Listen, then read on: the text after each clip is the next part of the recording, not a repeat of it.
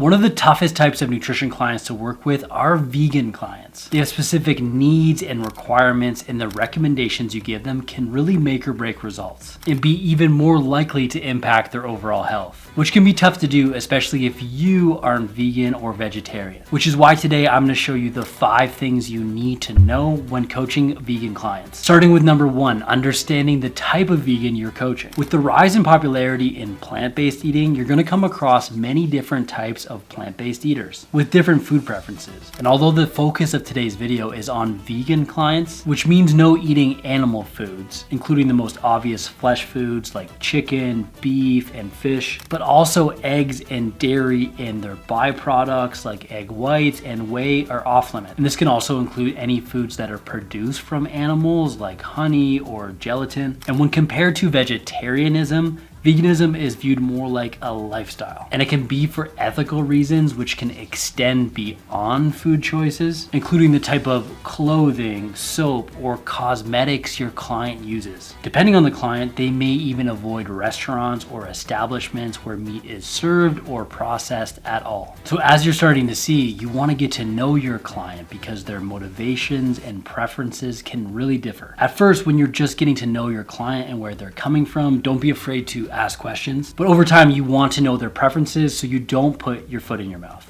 which also isn't vegan.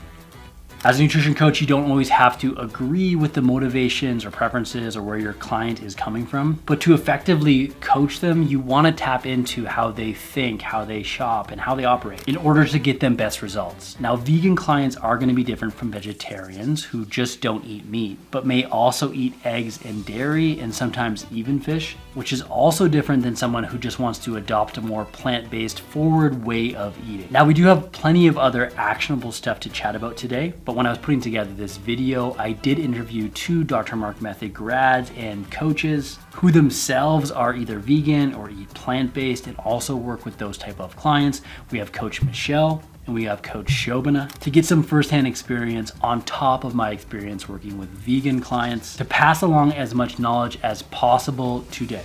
Now, one of the most impacted nutrients is going to be protein, so let's dive into that. Number 2, protein concerns. Protein is going to be a hot topic when it comes to vegan clients. Since protein is such an important factor when it comes to body composition, athletic performance, and recovery, making sure your clients are eating enough protein is crucial. But since protein is much more abundant and easily accessible in foods like meat, dairy, and eggs, how do you coach vegan clients to make sure that they're getting adequate protein so they can reach their goals? To answer this is what Dr. Mark Method trained coach Michelle Youngworth had to say. Coach Michelle happens to be a high-level athlete and vegan herself, and here's what she recommends nutrition coaches focus on, especially when it comes to protein when coaching vegan athletes. When most vegan clients come to you, they may be eating very low protein. However, getting your vegan client to eat adequate protein isn't impossible. The key is to be patient and slowly increase your client's protein intake over time. This means taking your client's starting numbers and increasing protein by 20 to 30 grams per week and monitoring your client's progress. For vegan clients, increasing their protein may be difficult since they are not used to eating high protein. They're gonna have to change the meals they're making, their grocery shopping, and more. As you go through this process with your vegan clients, Coach Michelle recommends being patient and empathetic. And take comfort in knowing that even though your client may not be at optimal levels of protein, they're moving in that direction and progress will come over time as long as they're increasing it. Some strategies to use with your vegan clients to make sure that they're getting enough protein is gonna be, number 1, first off, make sure that they're buying enough protein. Instruct your clients to buy enough protein ahead of time so when they're planning meals, they have a true protein source. When coaching vegan clients, it's going to be helpful to give them educational materials like grocery lists and even protein resources so that they know what protein options are available to them. Number 2, have your vegan clients choose high quality protein sources. Lots of vegans rely on beans as their main protein source. However, beans are going to have a high level of carbohydrates and fiber. So to eat enough beans to hit your daily protein target, Your client is going to have to consume a lot of calories as well as carbohydrates and fiber, which may come with some stomach discomfort as well. So don't encourage them to avoid beans entirely, but also opt for other protein sources like tofu, tempeh, and other meat alternatives. Some of the best plant-based protein sources out there are going to be soy products, tempeh, tofu, protein supplements, lentils, as well as other meat-based alternatives like seitan. Make sure to find the low-fat variety, as well as other honorable protein mentions that can be included that are just going to be higher in carbohydrate and fat like nuts and seeds and beans and legumes. Now you can make some suggestions around plant-based protein powder to also boost those numbers, but I'll address that at the end of this video. Now on the topic of proteins, one of the big questions that comes up from vegan clients as well as coaches is how do I make sure that my vegan client is getting enough essential amino acids, since some are only commonly found in animal sources. First, there's a common misconception that you have to consume all of the essential amino acids in each and every meal. Now for vegetarians and vegans, it's sufficient enough to consume all of them throughout the course of the day, not at each and every meal. Remember, digestion and absorption is time consuming. It takes a long period of time, so there usually is considerable overlap between meals. And your body also has an amino acid pool that can make up for any amino acids that aren't available right away. So as long as your vegan client is eating a wide variety of protein sources with different amino acids, there should be no concerns. Give them a list of vegan protein sources for them to experiment with and ask them to keep note of the ones they like and keep them in the rotation. And in order to get all the essential amino acids, it's nice to be able to include this variety, but also consume complete protein sources. Yes, there are some plant-based ones, including tofu or other soy-based products. But this is also where supplemental protein comes in handy, because there are going to be some vegan protein supplements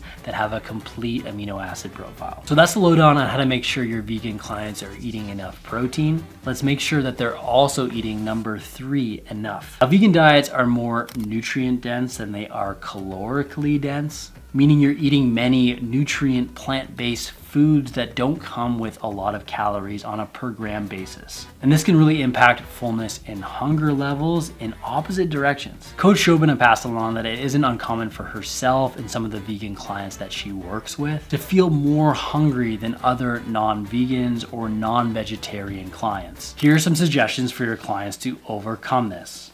Focus on minimally processed whole foods. Don't skip meals. Eat portion sizes big enough to satisfy you, keep you at least 80% full. Eat slowly and mindfully, and listen to your body's hunger and fullness cues, as well as eat snacks between meals. In my experience, it's also not uncommon for my vegan clients to feel more full and not as hungry, given the large amount of food volume, so they're not getting as many calories as they would, including animal-based foods. So it's just as important to work in nuts, seeds, and other plant-based oils so that they're getting more calories with not as much bulk, depending on their goals. This is also an important reminder to coach your clients on an individual basis. Gather feedback and adjust their food levels based on their experience with hunger and fullness. Speaking of fullness, and as we mentioned before, there are going to be some vegan clients that struggle with eating more beans due to the fullness. Although they're a good source of protein, they can cause some GI concerns. Coach Shobana mentioned that for her vegan clients that experience some of these GI issues, here's how she counsels them. Eat slowly, add beans and legumes gradually, giving your body time to adjust before increasing the quantity. Experiment with different legumes to see which ones agree with you better.